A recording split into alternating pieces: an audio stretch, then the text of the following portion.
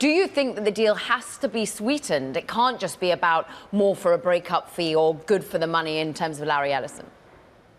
Yeah, it's a very clear picture of who's got the leverage here. Clearly, WBD has suitors, and David Zaslav can just sit and fold his arms and say, look, you're not talking in my good ear yet, Paramount. And it's not a dumb way to try to drive their offer up even higher, and that wouldn't surprise me.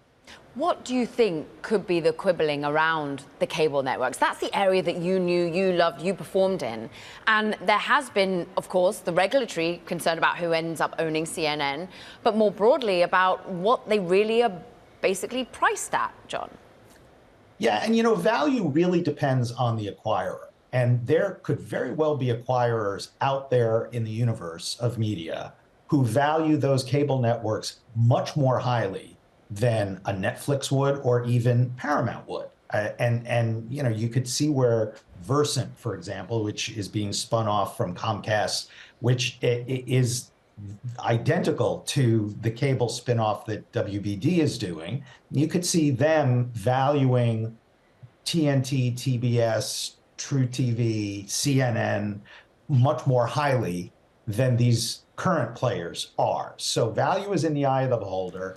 I could see the local station giants like Nexstar and Sinclair also loving the idea of having both a national footprint as well as their ever-growing roster of local stations. So, there could be even more money available to WBD if they go ahead and sell those two components separately.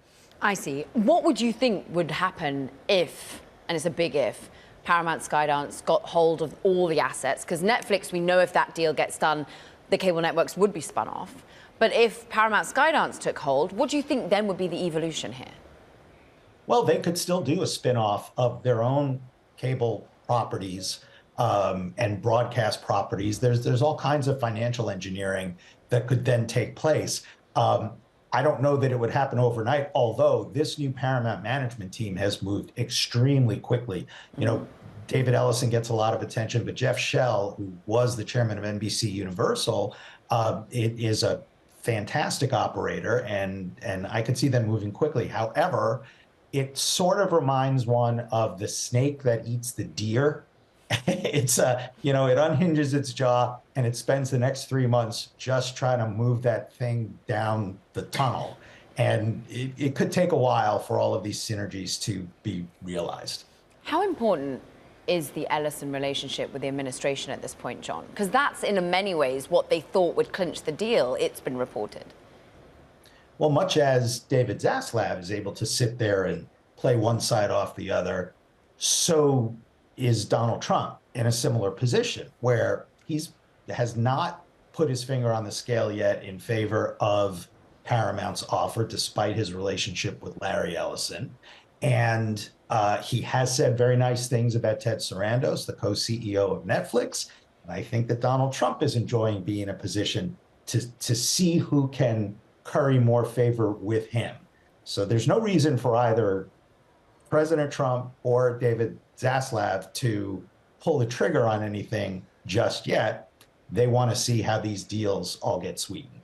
I suppose the other contingent, a stakeholder who is sat there with their arms folded, is the investor base right now. They've got, until January the 21st to digest whether this go direct in the way the Ellisons have approached them, Warner Brothers Discovery shareholders, to be clinched versus going with Netflix. What would you say to an investor who's holding Warner Brothers Discovery shares right now?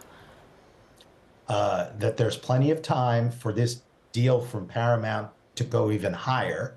So one way or another, WBD is going to be making out very nicely.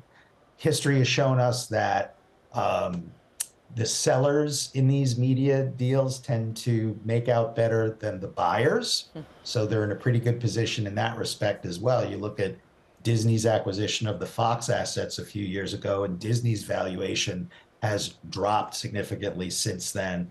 And Rupert Murdoch is counting his money. So they're in a decent position, and there's no need to get too worked up just yet. Plenty of time for the dollars to increase.